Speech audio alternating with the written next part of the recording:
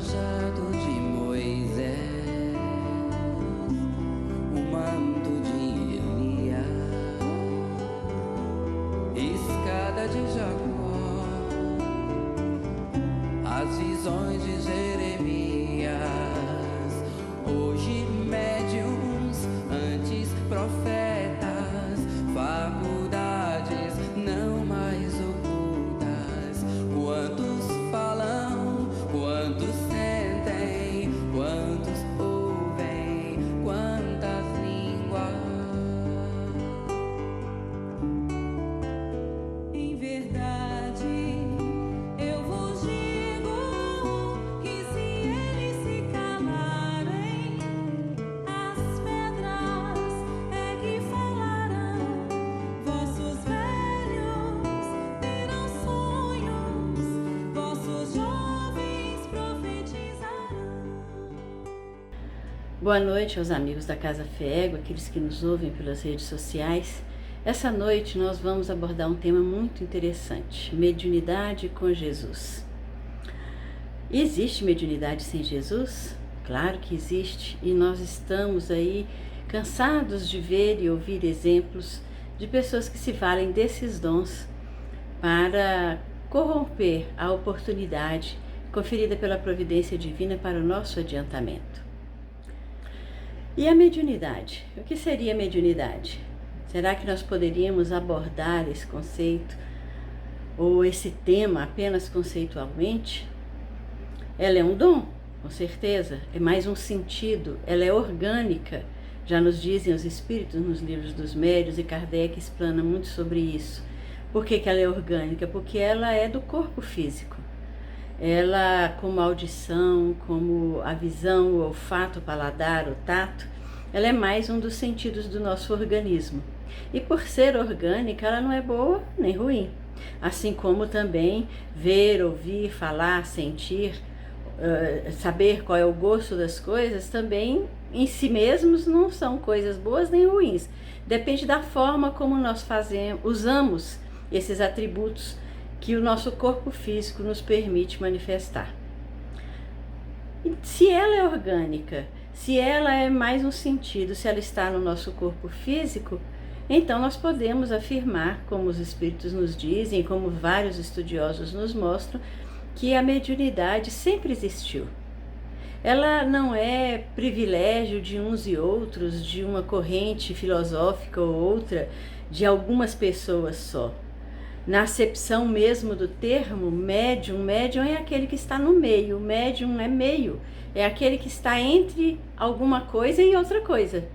E no caso aqui nós estamos estudando, o médium é aquele que está entre o plano físico e o plano espiritual, servindo de intermediário para que essa comunicação se faça. No livro A Religião dos Espíritos, no item lá 57, Emmanuel nos faz algumas considerações.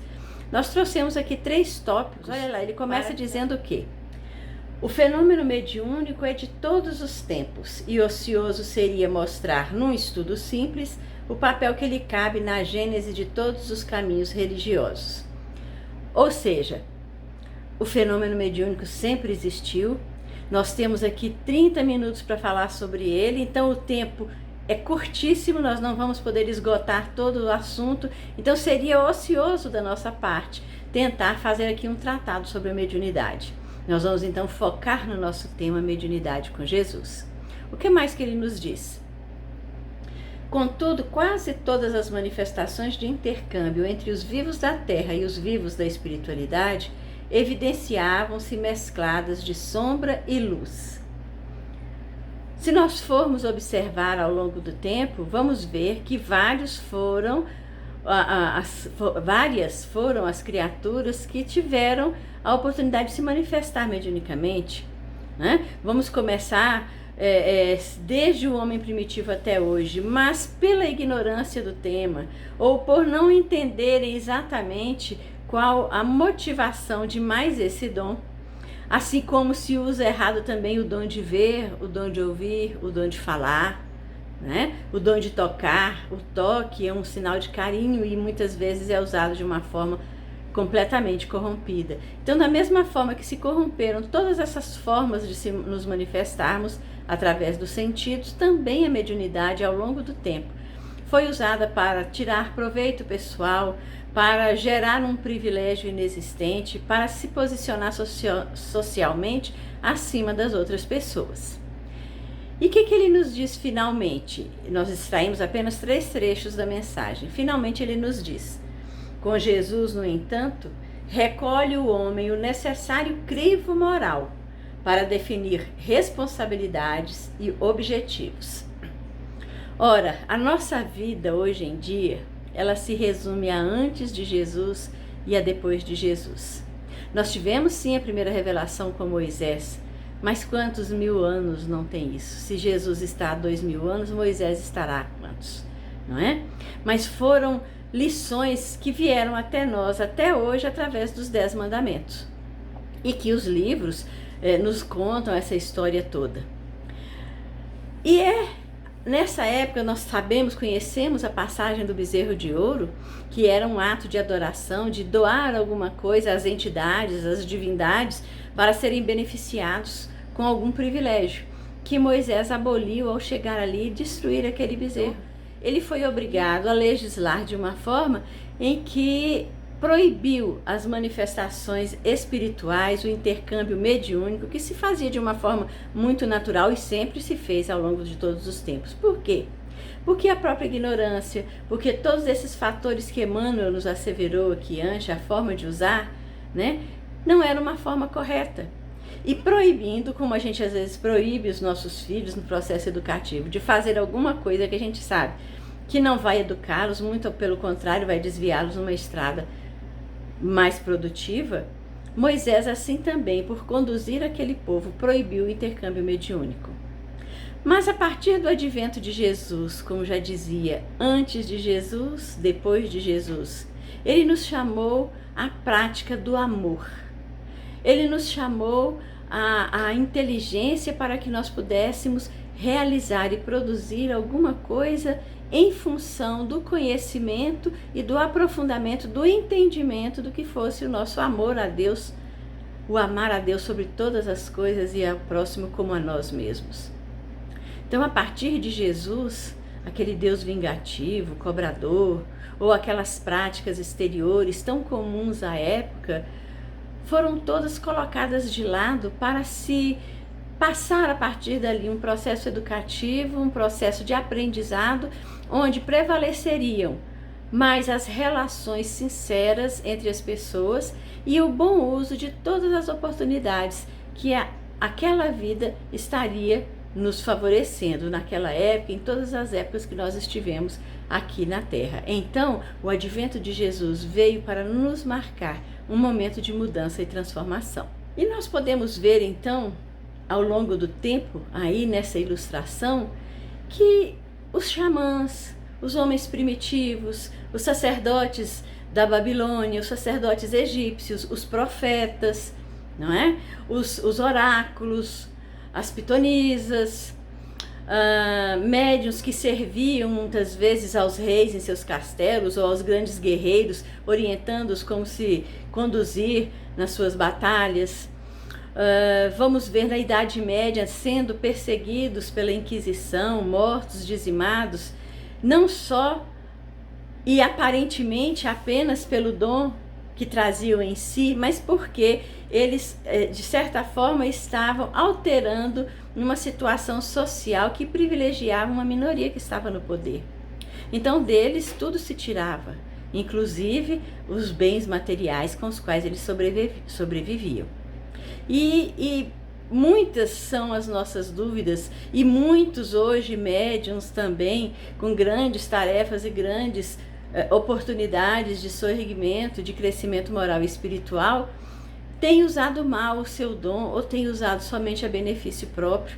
E muito difícil é ainda também para aquele médium que procura se pautar por uma vida digna e regular, a exercer a sua oportunidade, a exercer o seu direito de se aperfeiçoar através do intercâmbio mediúnico, porque muitos são os chamados, muitos são os convites, muitas são as situações da vida que nos chamam a realizar coisas que não são dignas exatamente desse mandato que nos foi conferido.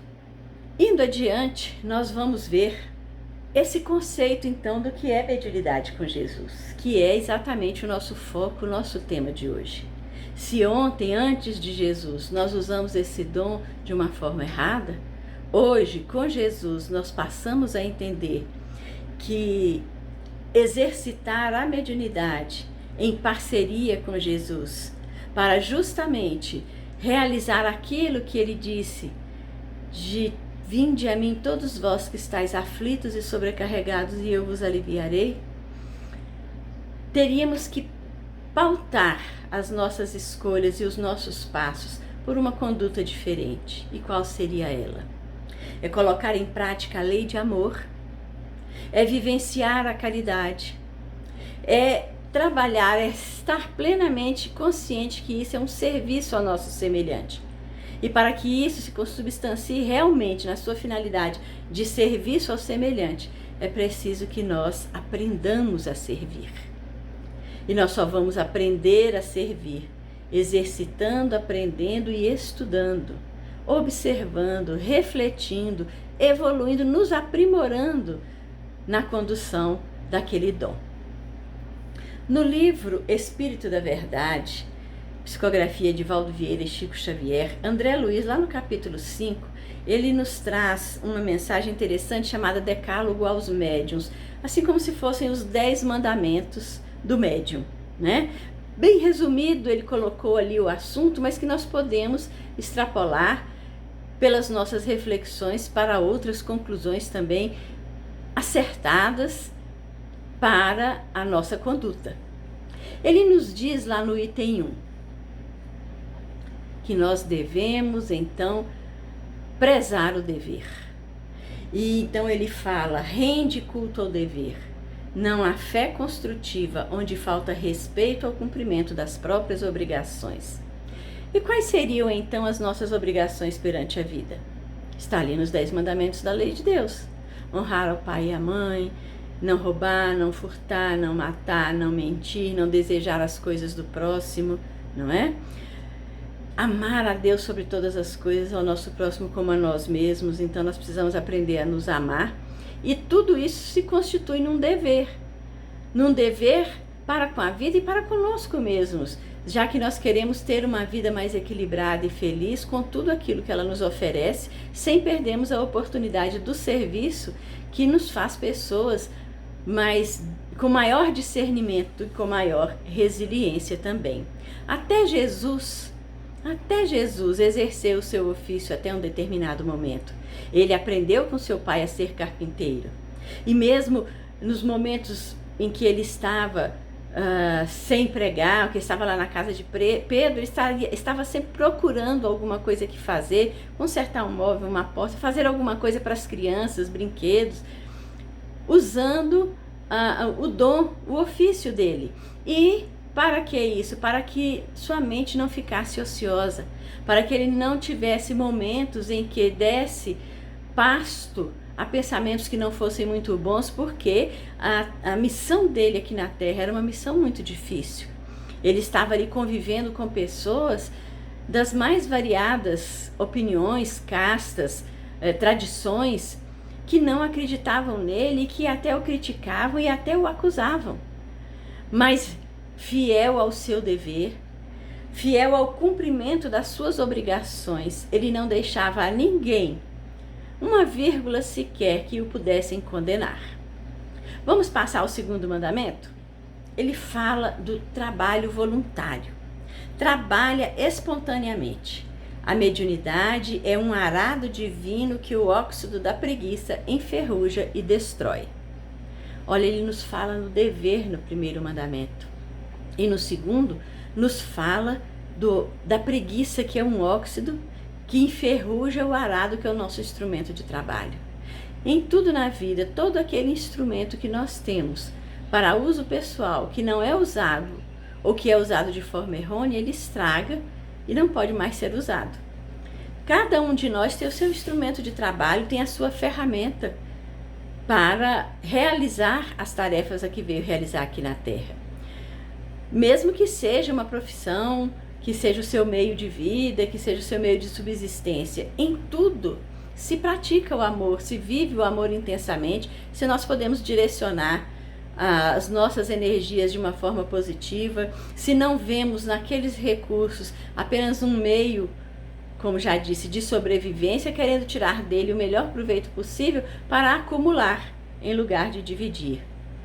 Então, esse trabalho voluntário, esse trabalho do qual nós não exigimos retorno, mas no qual nós nos empenhamos servindo ao nosso próximo, é uma fonte de aprendizado para que nós saibamos cultivar a humildade, para que nós saibamos cultivar a tolerância, para que nós saibamos cultivar a sabedoria tão necessária no encaminhamento dos nossos passos. E esse arado, essa ferramenta de trabalho, é uma forma de conhecermos as dores alheias também, porque aquele que está em contato do intercâmbio mediúnico, ele tem muito contato com as dores do seu próximo, tanto encarnado quanto desencarnado. Ele sente as suas dores, ele é mais sensível e percebe melhor todas aquelas mazelas, todas aquelas situações, e sabe, se aperfeiçoa e se aprofunda o seu entendimento, como ajudar. Terceiro mandamento: igualdade perante Deus. Não te creias maior ou menor. Como as árvores frutíferas espalhadas no solo, cada talento mediúnico tem sua utilidade e a sua expressão. Já pensou se a gente começasse a dividir as pessoas pelo tipo de mediunidade que tem? Ah, vocês são videntes. Ah, vocês são psicofônicos. Ah, vocês são esclarecedores. Ah, vocês são passistas. Ah, vocês são curadores. Vocês são psicógrafos ou escreventes, né? E daríamos como uma classificação hierárquica dizendo, não, essa é mais importante do que aquela. Onde estaria a misericórdia divina ao conferir um meio de nos envaidecermos por um dom que é unicamente uma ferramenta de trabalho para o nosso aperfeiçoamento? Então, somos todos iguais. Cada talento mediúnico pode socorrer e aliviar dores da forma que está naquela pessoa. É o que vê, é o que fala, é o que ouve, é o que pode advertir, é o que pode dar o passe transmitindo uma energia de renovação, é aquele que fluidifica uma água. Ou pode ser só aquele que, mesmo não tendo uma mediunidade ostensiva, senta e ouve o seu irmão com caridade e tolerância. Aquele que carrega uma criança em seu colo e que abraça no momento de dificuldade. Aquele que oferece o seu ombro para uma pessoa que está em desespero. E assim, com todos esses talentos reunidos, cada um fazendo a sua tarefa, com a sua devida obrigação no lugar certo, no momento certo, nós vamos podendo minimizar a dor do nosso próximo. E assim André Luiz vai seguindo para o quarto mandamento. Ele nos fala das recompensas. Não esperes recompensas no mundo. As dádivas do Senhor, como sejam os fulgores das estrelas e a carícia da fonte, o lume da prece e a bênção da coragem, não tem preço. O que poderíamos pensar se, depois de tanto calor que nós passamos aí, essa chuva chegando e aliviando a todos nós, Deus nos mandasse a conta logo em seguida pela água que mandou para aliviar as nossas tensões? Ou se numa noite estrelada, numa noite de lua cheia, uma lua linda, ou então as estrelas brilhando no firmamento, no dia seguinte ele nos chegasse com a conta: olha, eu lhe dei uma paisagem bonita para admirar, agora você tem que me pagar. Como se todas as bênçãos, como se todas as oportunidades concedidas pela misericórdia divina estivessem nas nossas vidas como moeda de troca. Às vezes nós interpretamos de forma muito errônea essas circunstâncias da nossa vida. Quando nós fazemos uma prece, ou seja, o lume da prece, a luz que essa prece pode projetar, que chega ao coração de algum emissário divino, que nos atende e nos socorre. Muitas vezes nós fazemos essa prece não com humildade, como aquele que se reconhece devedor e que está a pedir algum beneplácito da misericórdia divina. Nós sempre nos colocamos na posição de credor. Por mais afável que seja a forma como nós pedimos, nós sempre achamos que Deus deve nos dar alguma coisa. Porque nessa vida eu não roubei de ninguém, eu não menti, eu não matei, eu não fiz coisas erradas, estou levando a minha vida corretamente, então Deus tem a obrigação de me atender. Não é bem assim. Nesta vida eu não fiz, eu não agi, eu não construí de forma negativa a minha estrada. Mas quantas mazelas, quantas dívidas nós trazemos na nossa bagagem. E as parcelas que nos são cobradas não têm juros, como os empréstimos bancários. Simplesmente o montante daquelas dívidas é dividido em pequenas parcelas para que, de acordo com a nossa capacidade, nós possamos ir ressarcindo a providência divina por tudo aquilo que nós vilipendiamos ou dilapidamos nesse patrimônio maravilhoso da natureza, nesse patrimônio maravilhoso da criação e que é de usufruto de todos. Que muitas vezes nós pegamos e colocamos debaixo do nosso braço, achando que éramos os privilegiados, ou usando a mediunidade de uma forma errônea, usando o dom de perceber, de sentir, de fazer alguma coisa pelo próximo, fomos nos afastando, usando aquilo como um privilégio pessoal para mantermos as pessoas sob o nosso poder, um poder tão passageiro quanto a nossa vida aqui na Terra. Então não esperemos recompensas de fora ou deste mundo.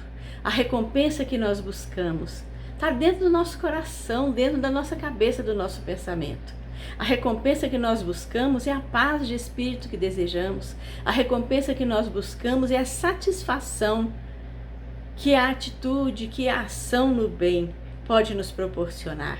E essa recompensa nada, ninguém pode nos dar, a não ser nós mesmos, pela boa condução das nossas atitudes. Vamos refletir sobre isso. Quinto mandamento. Sentido de equipe. A mediunidade com Jesus, ou fenômeno mediúnico, nos alerta para isso. Vamos ver? Não centralizes a ação. Todos os companheiros são chamados a cooperar no conjunto das boas obras, a fim de que se elejam a posição de escolhidos para tarefas mais altas. Aquele que mais foi dado, mais será pedido. Mas também se ele guardar só para si, se centralizar a ação, o conhecimento, a oportunidade apenas em suas mãos, ele não vai beneficiar nem a si mesmo. E não precisa ser só dentro de um grupo mediúnico. Os médiuns trabalham em conjunto e são essenciais numa tarefa, numa mesa mediúnica.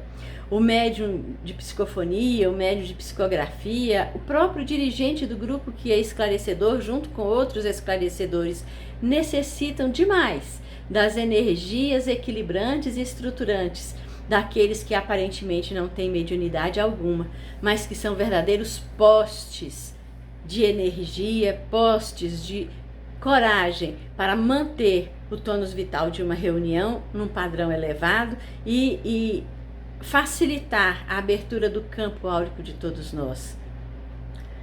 Esses médiuns que aparentemente nada fazem, só ocupam lugar, talvez sejam os médiuns mais importantes de uma reunião. Mas esse sentido de equipe, ele tem que extrapolar para todas as coisas, ele tem que abrir o seu leque, ele tem que ir nas ações de assistência social, onde nós formamos grupos para realizar ações em benefício de alguém. Se uma pessoa só faz, ela sobrecarrega. Mas se o grupo inteiro se mobiliza e cada um faz a sua parte, quantas coisas não podem ser realizadas? No nosso trabalho pessoal, se nós centralizarmos todas as tarefas nas nossas mãos, nós não vamos poder nos ausentar nele nem para tirar férias, porque ninguém vai saber fazer o serviço que está sob a nossa responsabilidade. Dentro da nossa casa, se a gente centraliza demais as atividades, as atenções, Não vamos disciplinar os membros da família para serem solidários. Não vamos educar os nossos filhos, não vamos permitir que eles participem da riqueza que é a convivência e o compartilhamento de uma vida familiar. Então, este sentido de equipe que a mediunidade nos chama a atenção está em todas as coisas para que nós saibamos usar bem. Vamos então ao 6º mandamento. O perigo da dúvida. Não te encarceres na dúvida.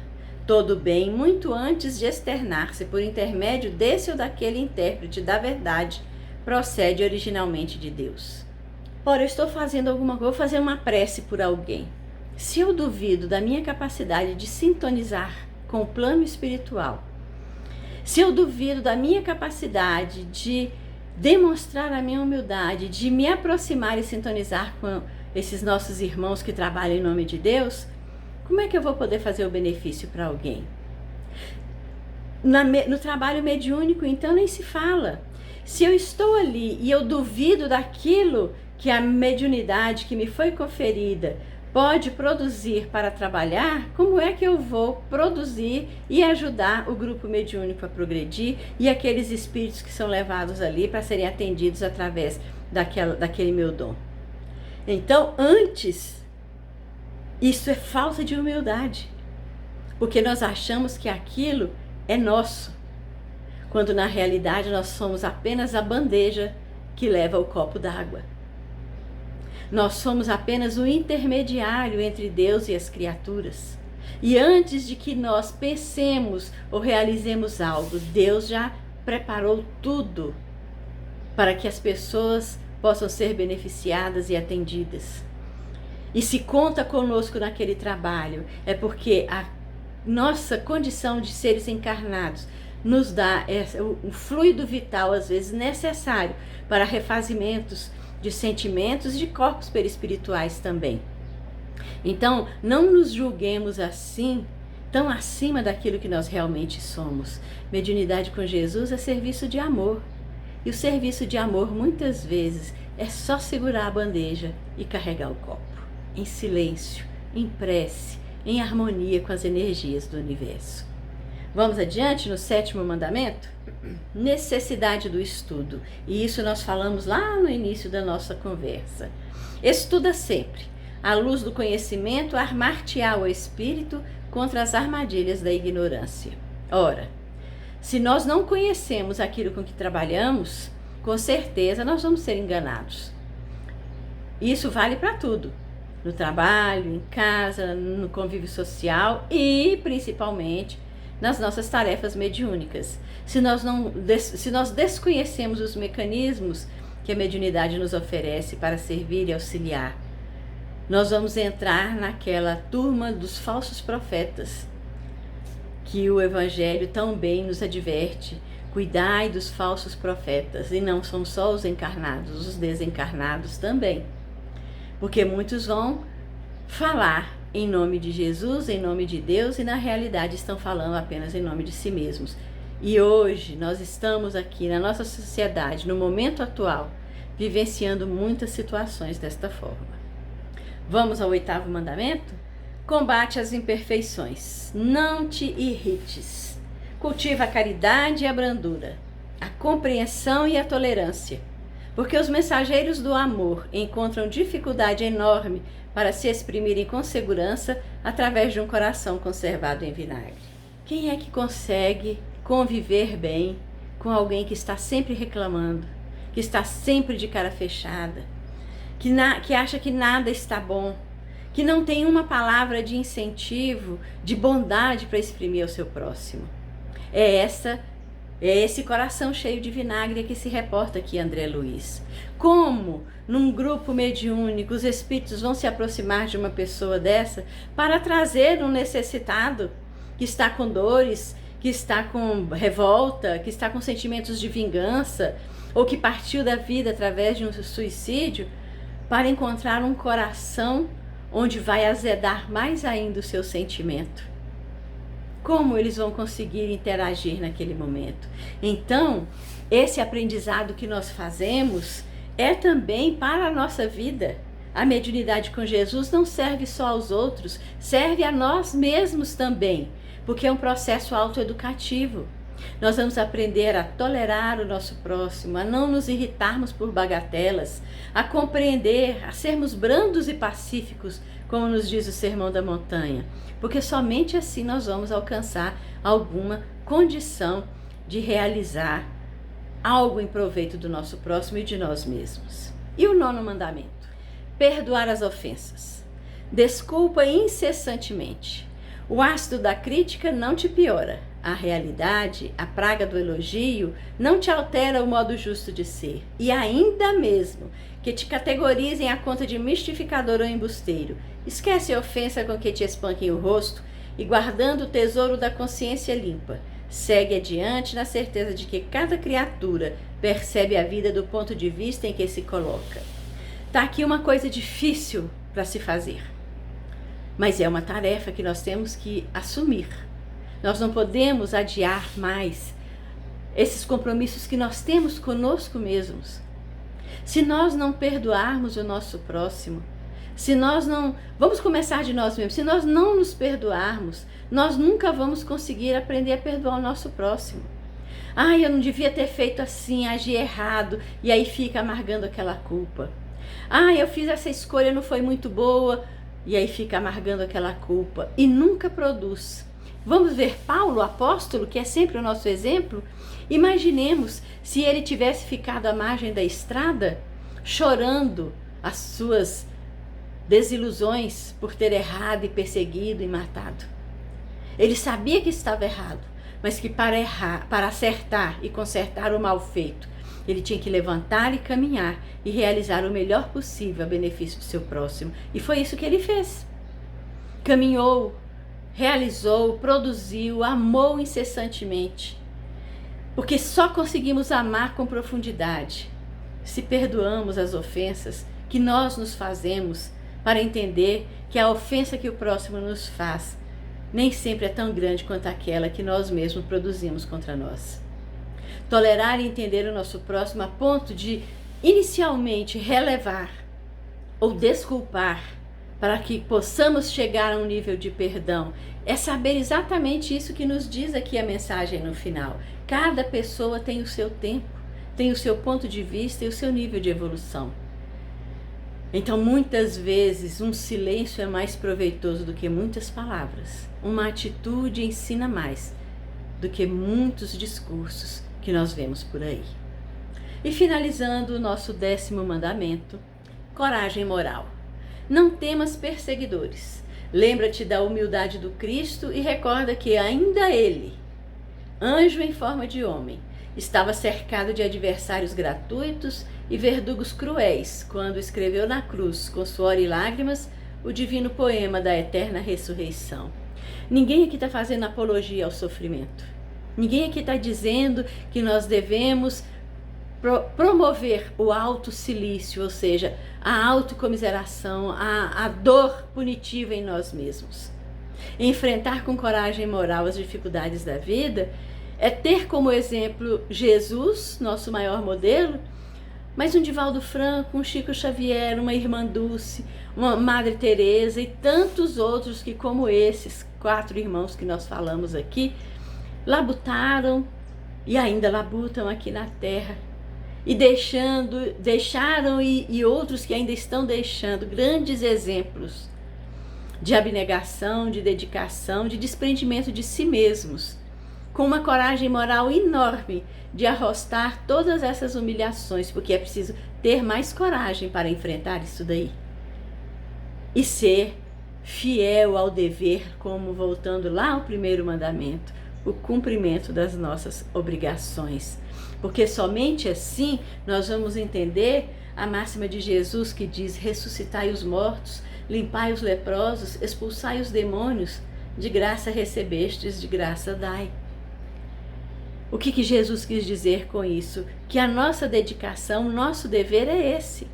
E não precisaria ser de um só. Poderia ser de toda a humanidade, e será dessa humanidade regenerada. Mas ainda estamos caminhando num mundo onde não olhamos ainda para o nosso próximo, olhamos mais para as nossas necessidades. usando aqui a nossa vivência atual na sociedade, a gente se esquece de que pode estar por aí contaminando as pessoas, não sai de máscara, promove aglomeração, até que alguém da família adoece, alguém muito querido perto de nós passa por uma dificuldade e sofrimento batendo a nossa porta acaba por nos ensinar.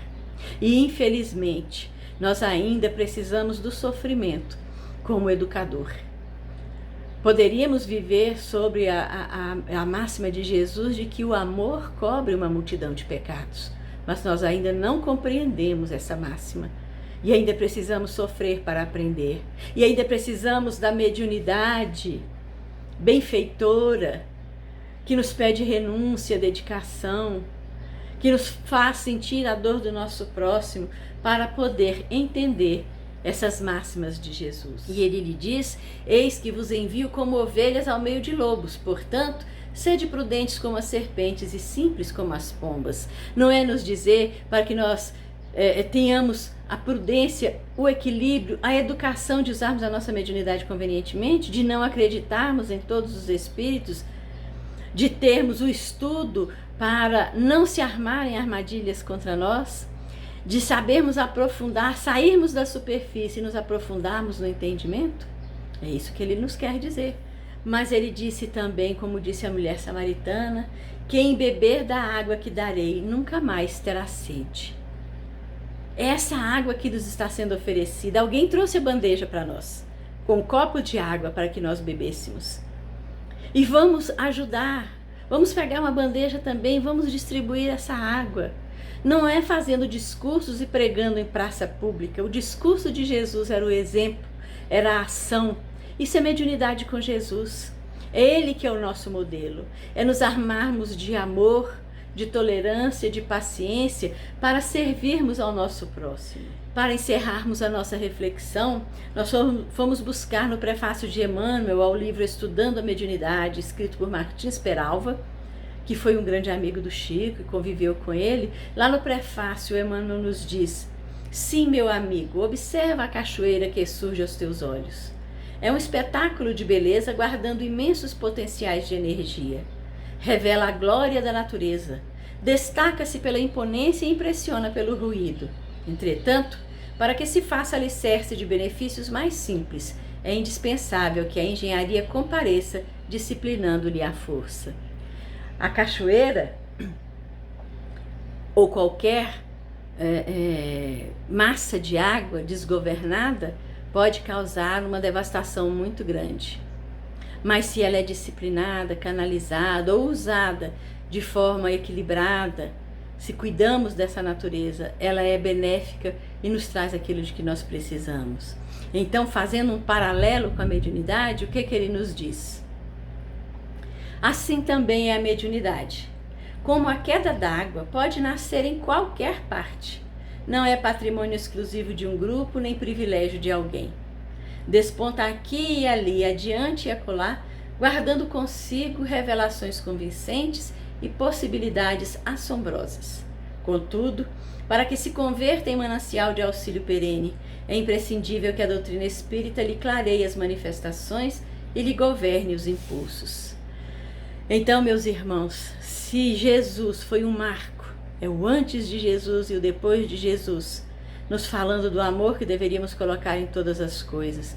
Como terceira revelação, a doutrina espírita vem nos mostrar e ampliar o nosso horizonte e o nosso entendimento acerca dessas ferramentas que a providência divina nos concede, quais sejam a que nós estamos discutindo hoje, a mediunidade e mediunidade com Jesus. Mas ela precisa ser disciplinada, ela precisa ser constrangida à sua eficiência, ao seu lugar de intermediário. Ela precisa ser governada para que não faça mal aos outros nem a nós mesmos. E é assim que sejamos imensas cachoeiras, repletas de energia, de uma água que pode gerar energia e luz para uma comunidade inteira. Então, que seja essa a nossa mediunidade, a mediunidade que exercitamos com Jesus, aquela que produz luz, que abastece de energia a comunidade dos nossos irmãos em humanidade. Que Deus nos abençoe e nos fortaleça hoje e sempre. Que assim seja.